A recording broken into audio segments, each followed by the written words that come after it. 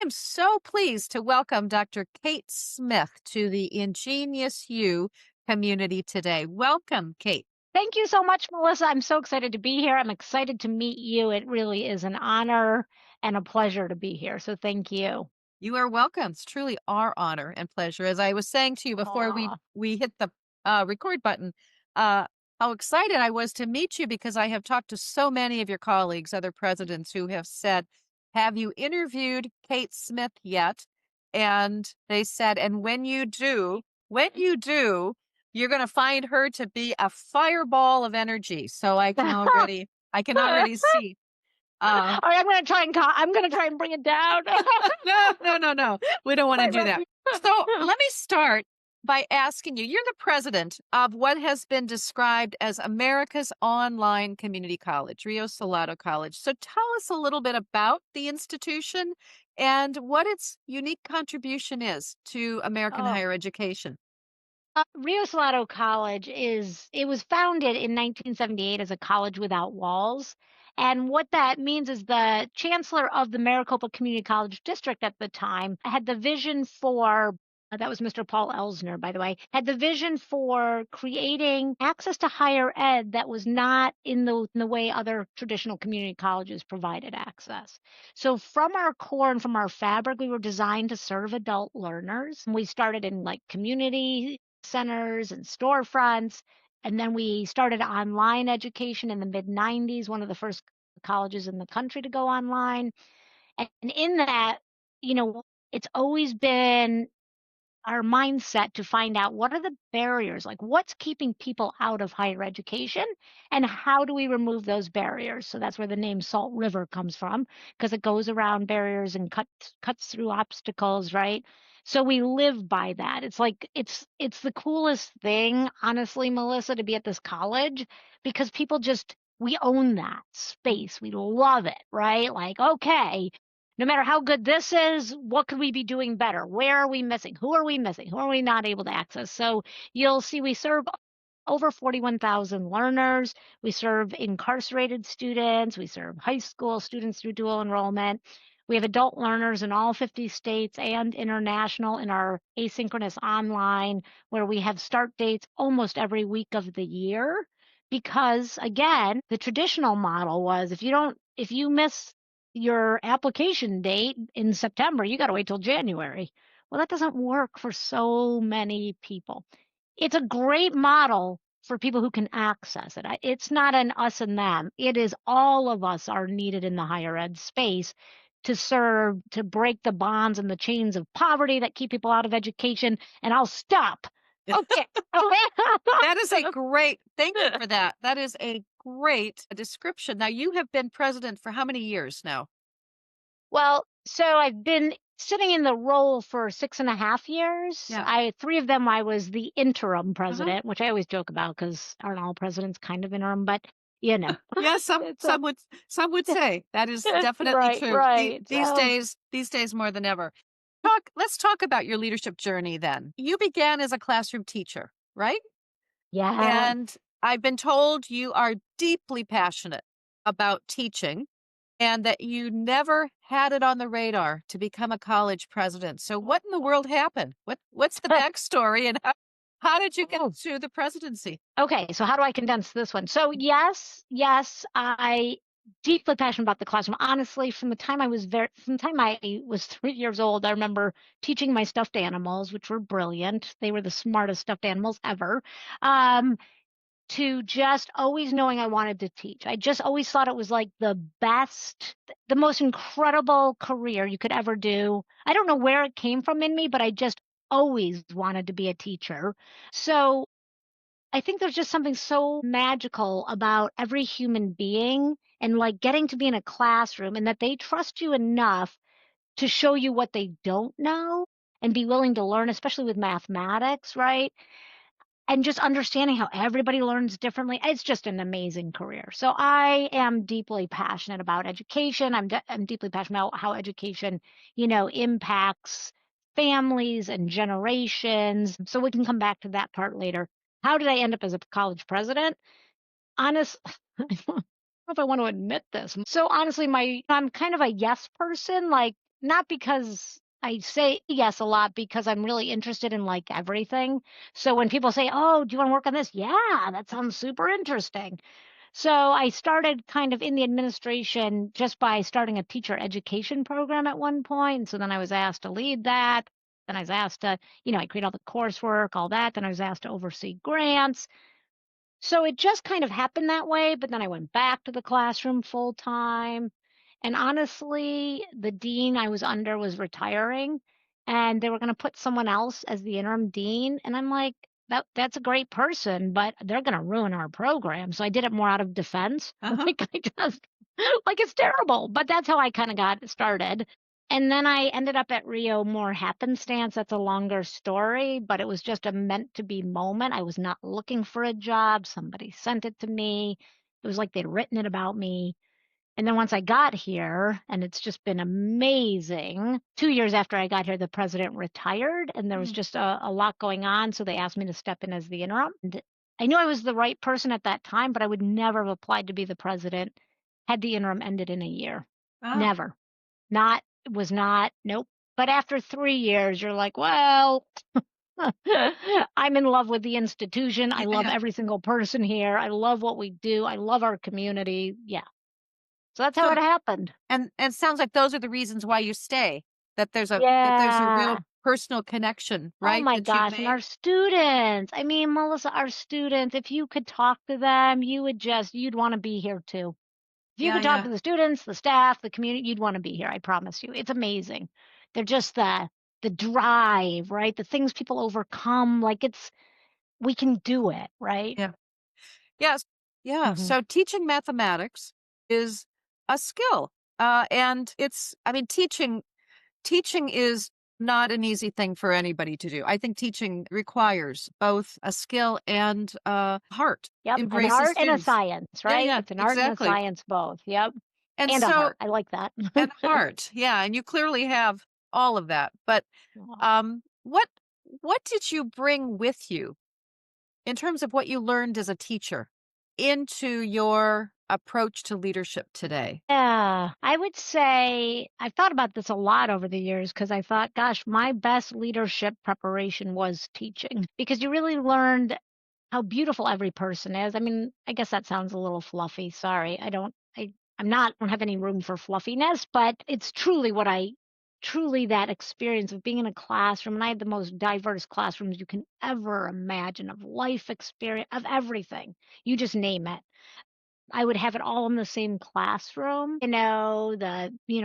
Somebody who's running a gang sitting next to the 18-year-old who rides horses, next to the grandmother, next to the veteran who's taking classes for somebody who didn't make it, like all of it. And to learn how to build a community in a classroom, that has been a very powerful thing for me throughout my career. Understanding and kind of honing your skill as a teacher to really understand how everybody's hearing you. Mm. Because right, you say something in a classroom, and if you got 25 students, they're hearing 25 different things from you. Right? So really learning how people are hearing, what they're interpreting what you're saying, and figuring out and finding ways to bring a common understanding for people. That's a pretty powerful leadership lesson. Oh, for sure. Yeah, Yeah. yeah, So, and clearly great training ground for someone who winds up in the presidency, whether that was on your radar or not. So, but yeah. that's a great segue because I did want to know if I were on your campus and I saw you leading in various situations from day to day, what would I see? What would your leadership look like? Wow. Now I feel like you need to ask other people that question. Here's what I hope it would look like. Here's what I hope other people would say. There's a lot of laughter. That's, I hope, because part of my philosophy is when you work as hard as people work here, and people work really hard here. um, Melissa, I always tell them, and I actually say when I hire people, you have to bring joy and have some laughter too, right? Because otherwise you'll just burn out. So I hope there'd be laughter. A lot of people would say I know their names, which is I I don't know why, but that's a lot of feedback I get. Is you know everybody's name.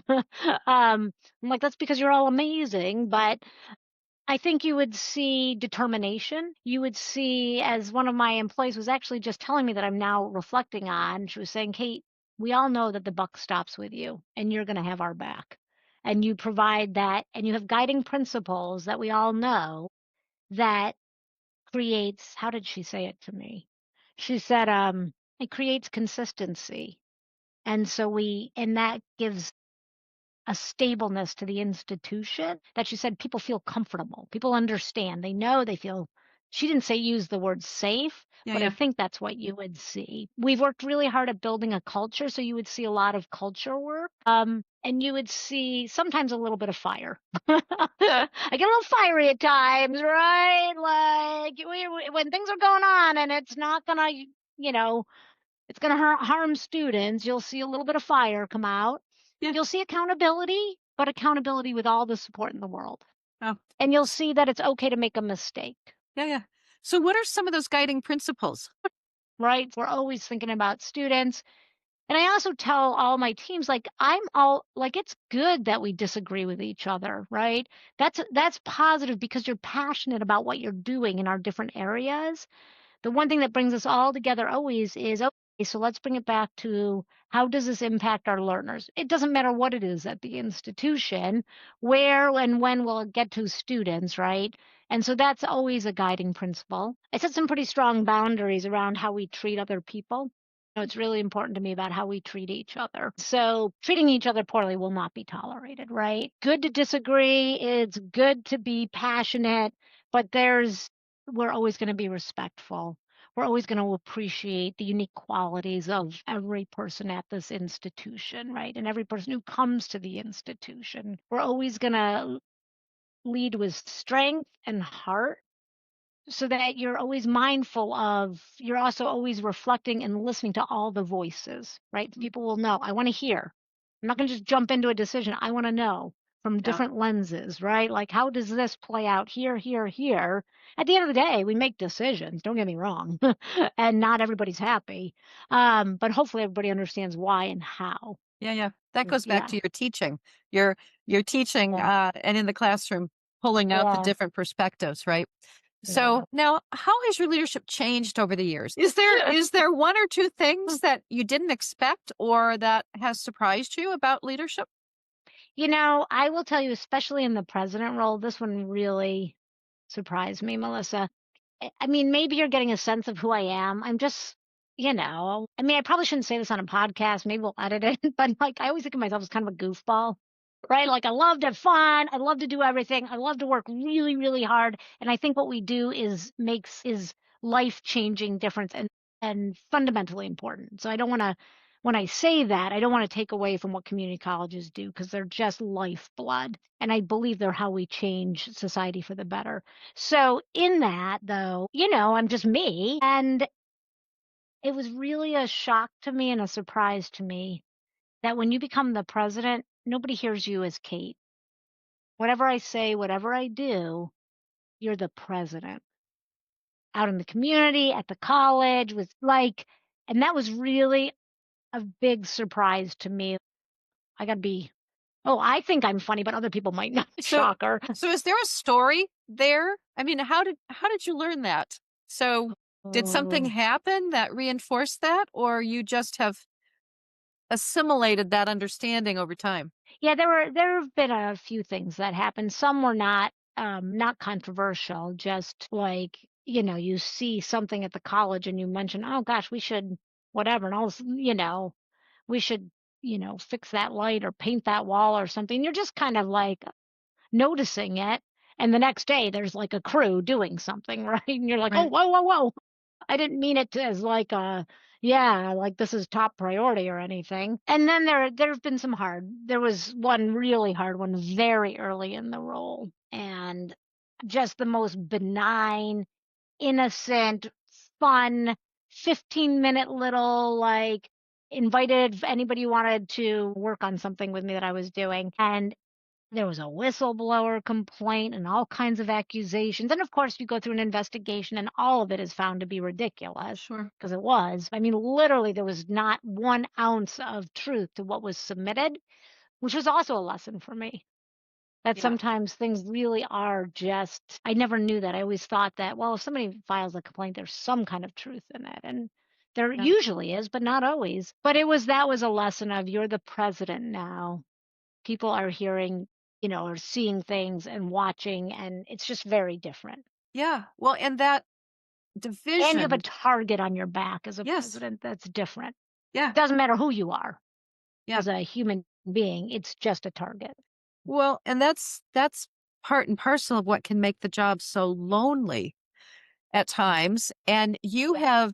you have spoken in other interviews about the importance of having the strength to stand alone when advocating for what's right, Yeah. which also makes for a very lonely type of existence sometimes Yeah. in the role. So, can you share a defining moment when you had to do so and the impact that it had on your leadership journey? So, Melissa, I'll tell you about the first real experience I had with that. It wasn't horrible by any means, but it was a shocker. I had a dean. There was a whole program that I was starting, and I had, like a 25-member council, and the administration at the college I was at the time was going to move this program elsewhere. And everybody's like, this is so wrong. And for all the reasons we didn't agree with that decision to move it. And I remember at the time, the dean who's, retired, and she said to me, she goes, Kate, because I was talking it through with her, and she said, if you stand up and say anything, you're going to stand alone. And I'm like, no, like, you don't understand. Everybody's upset about this. Like, everybody has anything to do with it. Even the people who don't, like, no way. Everybody's like, Kate, we can't let this happen. She's like, mark my words. So sure enough, there was a whole college community, forum, and I stand up and share the reasons and that. Not a person said a word, and I stood alone 100%. And I was like, "Whoa, this is real." And so what I took from that is just know where you stand on something, and before you are gonna stand up, be sure that you're not just listening to other voices, like, know that this is you, and you're willing to stand alone because you believe it's that important that this view or this whatever be heard or seen. And a lot of times I just when I mentor people or when you know, I just remind them that that's also seen as a strength, which I didn't know back then either. Right? Like people then, even though they don't like it sometimes and they don't want to hear what you have to say, it is like, okay, but this is somebody who's thoughtful and is willing to have a voice. Well, and I would imagine as part of why people tell you that you provide consistency because they know that's something they can Mhm. rely on in Yeah, you. that's a Uh, good point. That's a good and point, Melissa. and also the culture of safety. I Right. think when a leader can demonstrate that kind of integrity, it does help create a sense of safety in the culture Yeah. because you're not tamping things down necessarily, but you're really making clear that this is what we stand for. Melissa, you're just making me think is one of the other things become more conscious to do and to do publicly is if I make an error on something to like be very public about apologizing and I want people to hear me say, "Oh, I'm so sorry. I missed that." Because then they know I'm never like, own my stuff, you own your stuff. It's okay, right? Like, because I hate when people waste time saying, "Oh, this went wrong because of." I mean, you got to do an analysis. I don't mean that, but when people just want to blame someone else for something, like, don't waste your time. If you made a mistake, own it, because then we can move forward and fix it, right? And Yeah. so I've become very conscious about also letting people, making sure they see that in the leader, because then other people are like, "Oh, okay, it's okay to say I made a mistake, right? So Human." is that more challenging to do as a woman leader? That's so funny. I'm like, I mean, yes, sometimes it is. Like I've had people who really object to, they think, sorry, I'm laughing now because I'm having stories popping into my head. Sometimes it's viewed as weakness, right? Yeah.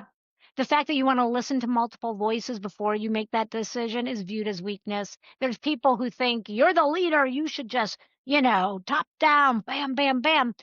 And I'm okay that people think that way, Melissa.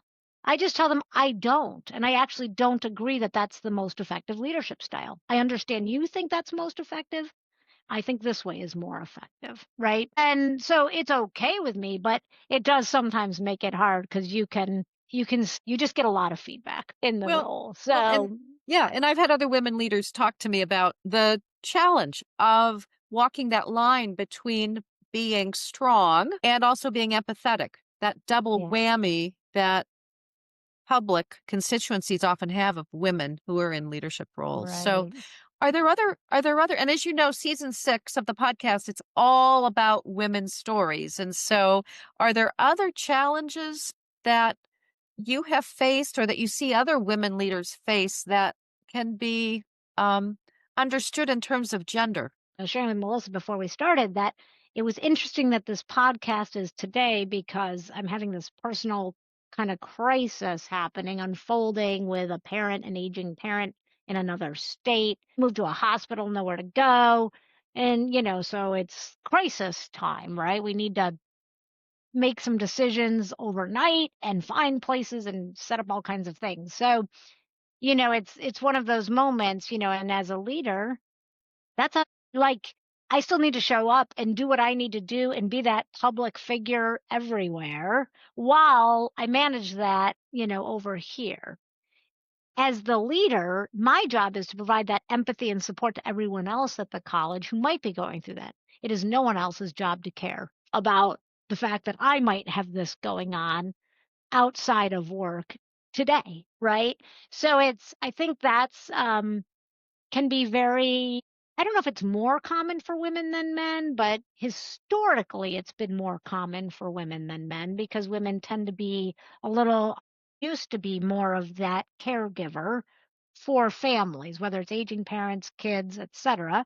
We're really changing in society where more and more men are taking lead in the caregiving roles. So that's why I say I'm not sure if it's still more of a female issue or not. I tend to think it is from what I see and experience, but I guess I'd probably Yeah, have to yeah. read more about where we are in society around it. Well, an observation I would make from interviewing well over 100 college presidents over the last 5 years is that the men that I speak to rarely talk about work life balance.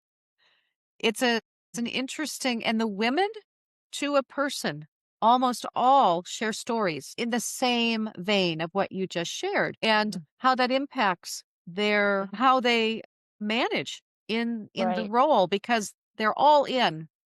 And some have said, I have to work twice as hard as a woman. I know that I have to put in a different level of energy, but I also have children that I'm also thinking about. Not that male presidents aren't thinking about their children, but it's interesting they don't talk about it's not in their mindset right at the outset as they talk about Mhm. leadership challenges. Well, I think it's ingrained. It's probably still ingrained, at least to some degree, in many women leaders Uh-huh. that you are, that mom role or that caregiving role is primarily yours in whatever relationships you're in. Again, it's changing very much. But I think maybe that's probably why more women talk about it, Yeah. right? Yeah. Because it's historically kind of been there with you. And so then, as women have taken on more and more CEO leadership types of roles, it's figuring out how to recalibrate some of that, Yeah. but not lose what you really value in it. Exactly. So, yeah. Yeah. And then you have your constituencies who look at you and sometimes have that mothering expectation of a female president, right? Absolutely. And then when Yep, yep. you get fiery. I love that word.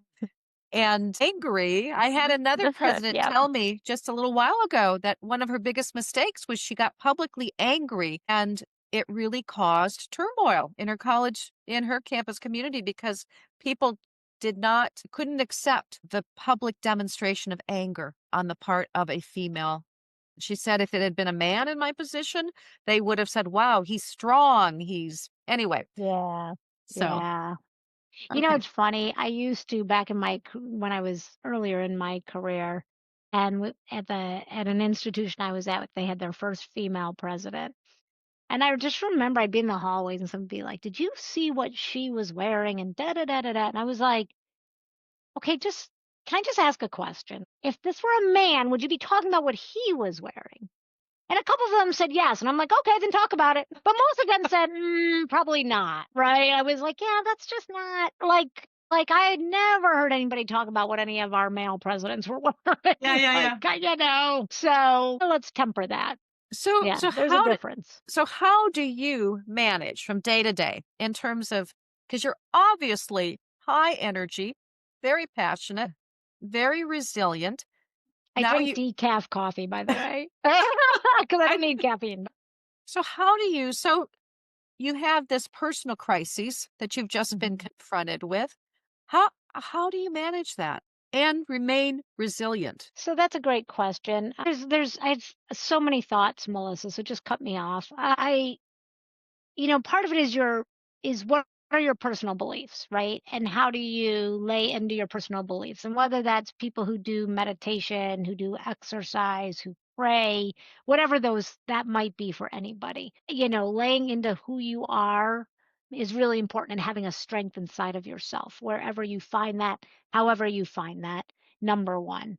Number two, knowing why we do what we do. I really do believe this work, whatever your role is at the college, every single role is equally important in how we impact lives and community. So it's an internal drive, right? Like this is so important what we do. And I feel so honored. And I know it sounds hokey, but every day I feel really honored that I get to be a part of this. Like, what a gift, right, Melissa? Like, we get to do this. Like, woo! Like, it's like we get to be a part of this and it means so much. And it's just such an honor that we get to be a part of it, whatever our role is. I think it's so there's that. Then I think honing the skill of being able to compartmentalize as a leader, right? I tend to think everybody has that skill, but I'm realizing people don't. And so this is helpful to me too as I mentor people, really helping people work at, you just got to compartmentalize, right? Like you set this aside. Actually, when I used to teach, I used to tell my students when they'd come in, I'm like, you get to have a vacation from all your problems in the world for the next 45 minutes in this classroom, and we get to talk about math, right? And have some fun and just set everything else aside. And it's that kind of like, you just got to set some things aside right now and you will come back to them later, and you just zero in and focus on what you have, when, and how. And then you just embrace that you get to be alive, and you good, bad, hard, wonderful. You get to do it, right? You get to live it. So live it. This is all such good advice, and it goes back to you were talking about mentoring and mentorship, Mhm. and that you do mentor others. I know you have been involved in many organizations that are Yep. focused on mentorship, leadership. What value? I mean, obviously, you're speaking to the Mhm. value of mentorship, but particularly for women and Yeah. diverse leaders, do you have any suggestions? If they don't have a mentor, obviously get a mentor, I would imagine, right? Yeah, yes, and I think it's the informal mentoring personally. I Okay. think in because I didn't really have a formal mentor for a long time. It was a lot of informal mentoring that sometimes you don't even realize is happening till later on when you look back. I think it's finding people you really trust, you value, you can see either qualities that you want to develop, or you just wonder how do they do that or whatever it is. um but I think seeking people out that you really trust, I think it's fundamentally important for women, for diverse leaders. Of course, I think for all leaders, finding a place where you can have confidentiality and trust so that you can ask the questions that you don't wanna ask publicly, right? How do you handle this crazy situation unfolding in front of you? Like, because you could do some things that they have repercussions, right? Especially when you're in these leadership roles, having that safe place, that mentor. I often say I want to go to therapy just to have a work therapist, right? Yeah, yeah, yeah. Someplace I can just vent it out. Like, let me just, because I can't. There is stuff that you can't tell anybody else, Yeah, right? yeah. It's because you got to do what's best for your folks and you got to keep it confidential. And I honor that with everything in me, right? That's important. So it's just that trust and that safe space to really ask those questions and learn where you don't feel exposed and you don't feel ever judged. There shouldn't be any judgment, but you Yeah. know, sorry. So a safe space, obviously. So now you've also talked about the importance of emotional intelligence in Mhm. leadership. So can you say a little bit more about that and why you think it's so important? So self-awareness goes a long way. Like, and that's part of emotional intelligence, right? Like to be in a meeting space or to be in a leadership role of any kind, any time, you need to be able to you need to be able to tuned in enough to like see, wow, I'm bombing right now, or what I'm saying is not landing, or people are hearing something I don't mean. Let me find out what they're hearing, right? And if you don't have some of that, you don't grow that emotional intelligence to understand people, to read people, it's going to make your leadership journey very difficult, right? Because you really need to like if people are hearing you very differently than what you're intending, you got to fix it, right? And so you got to be aware enough to see it and understand it. So Yeah, that's a snippet. yeah, yeah, yeah. So let's step back, talk about the Okay.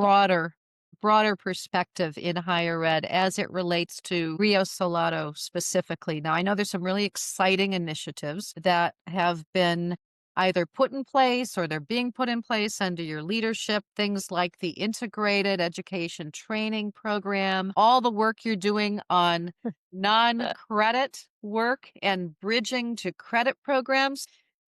As you And online incarcerated, And online but I can tell you about that. incarcerated. Yeah, well, it's So, a big yeah. one. So we could have a whole podcast just on all the things that you're Yeah. doing.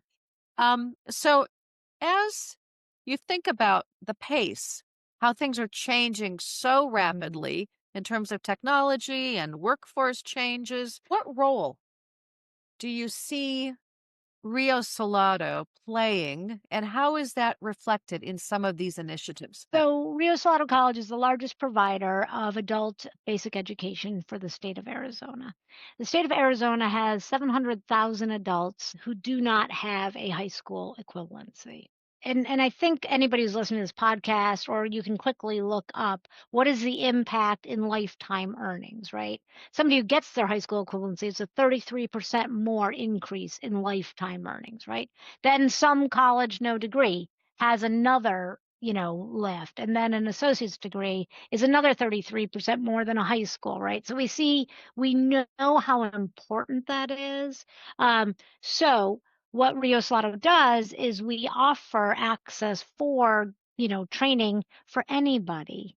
There's a lot of providers who only take learners who are at a ninth grade level and above when they kind of test. We have 75% of our students are below a fifth grade level that come in. But if you're going to change communities and you're going to change generational poverty, right? If we're going to change these things and we're going to be serious about it, Melissa, we got to do this, right? This is how we do this. So as they're getting their learning in for getting their high school equivalency, we co-enroll them in college level certificate programs of some kind. So when they complete that high school equivalency, they're also completing a college level certificate, might be in construction, might be in medical assisting, might be in semiconductor, technician work, like, so that when they come out, when they finish, they have a higher wage, livable wage income opportunities because of that co-enrollment in the college level certificate. And our teams wrap around those students, whether they're taking that college level work at Rio or at one of our sister institutions, we support them through it while they're doing both at the same time. Same with our English as a second language learners. We do the same thing. Wow. So That is anyway, so this is how we impact this is how we meet the workforce needs, right? yep, Like we know we have great workforce needs in our community. So we keep, and we're constantly trying to reach out to our industry partners of all from all sectors. Where are we at? What's needed now? And we know it's just going to change quicker and quicker, Melissa, right? The World Economic Forum cites 50% of all jobs are going to need to be upskilled within 5 years. yep. So we see this, we see how higher ed needs to change and is changing, and that the workforce is going to keep changing faster and faster. And we know if we're going to break poverty down, we know we got to bring all learner, get that access and get everybody access to that higher learning. So There you go, that's all. well, obviously you must have a culture that's very agile because that Yes, right? And yes, is very. that's something you actively work at? I would Yes. And it was interesting because one of my faculty members said to me recently, and it struck me because he said, he just was commenting on how he was saying that, we're allowed to fail here. And I was like, that's so great that he could just summarize it like that. um, because I don't encourage failure, but I encourage people to try. Let's try this. If this doesn't work, if this doesn't help our students get more success, if this doesn't lead to jobs, then let's pivot, right? But let's go ahead and see because what else are you going to do? Keep doing the same thing over and over again? Like, oh, where's that going to get you? You so know. you also mentioned the online programs for incarcerated students. So tell us more about that. um, this is so exciting. So we know from national data, local data is harder. We get it sometimes, but it's just much harder, right? Because when you have incarcerated that are released, that's the Department of Corrections data, right? So, but we know on the national stage, and like I said, we've been able to over the years look at our own.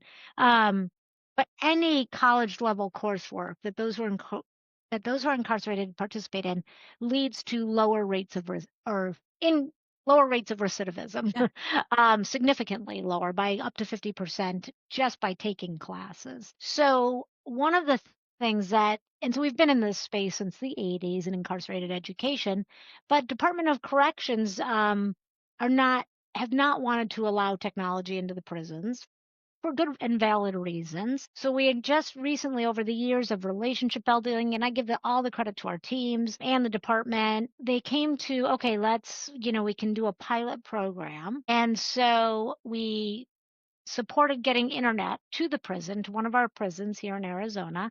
Um, and worked with the Department of Corrections very closely. And we had our first group of students who were able to access education online while incarcerated, complete their level 1 certificates in addictions and substance use disorders. And they're continuing on. So many things about that. Here I'm trying to condense. Those who are incarcerated get moved often. So not of their own doing, right? They get moved from one prison to another. And if that prison, you're not cited as a location for them, for your accreditation, et cetera, you can't serve them anymore, right? So that's just, wow. So if we can get students where they have access to online education, they can continue learning, which we know then helps all of society, right? Because then they release and they can get a job. We also recognize that when students were releasing, for the students who were in person or doing correspondence with us, they didn't have the digital skills they need today. So this allows them to start learning some of that digital literacy while they're incarcerated. So again, they can be more successful upon release and just have a lifetime of a great contributing career for themselves, their family, and the community. Yeah, yeah. That's obviously your passion for this comes through loud and clear. I It's know, I'm sorry, it's I'm trying to no, digress. no, no. I'm not stop.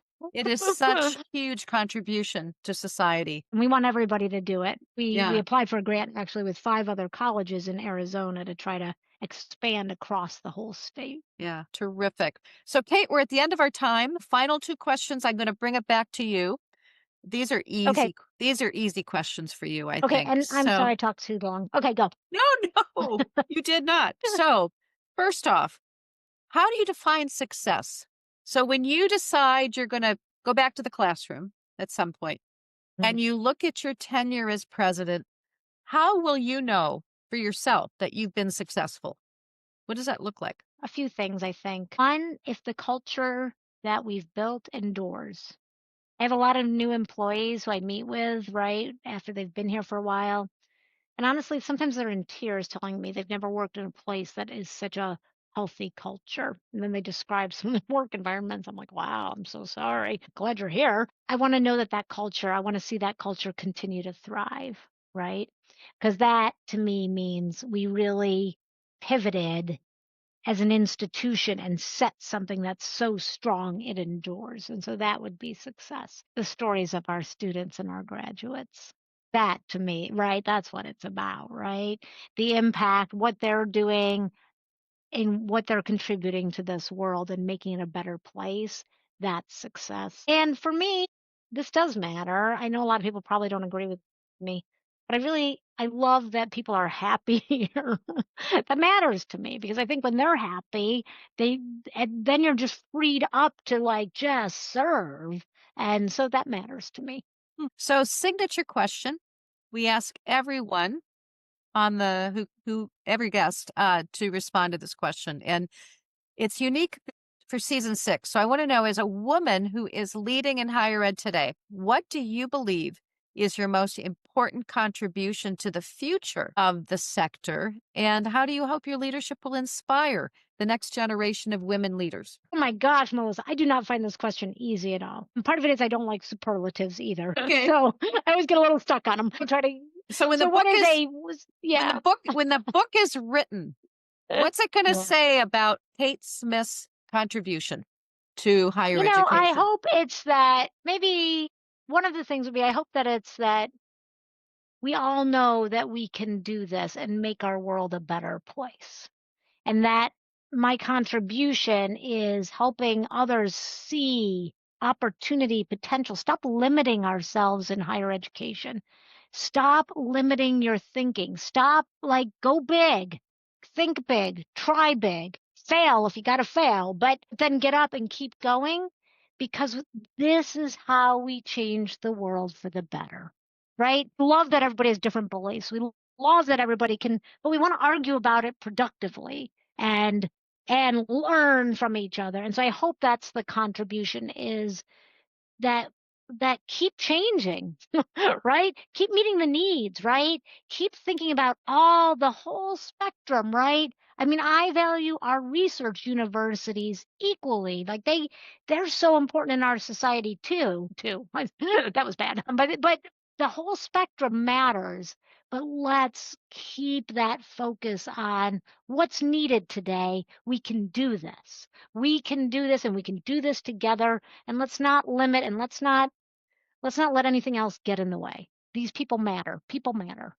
Thank you for that. That is a great response. I told you it'd be easy. Yeah, okay, thanks. So go big or go home. Right. So And we Kate, can change the world, Melissa. Like we just yes, don't stop, people. Like we can. Okay, sorry. starting here with you and me. Yes. So thank you, Kate, so much for your time. This has been inspiring, and I'm so Oh, glad so- to finally have had the chance. Melissa, Uh, I'm so glad to have met you. I'm honored. Thank you. All so all good wishes right. in your Thank you. ongoing work All right. And I look forward to the next time we connect. for And come to sure. Arizona. We will welcome you. We will, yeah. For sure. Okay. Thank you.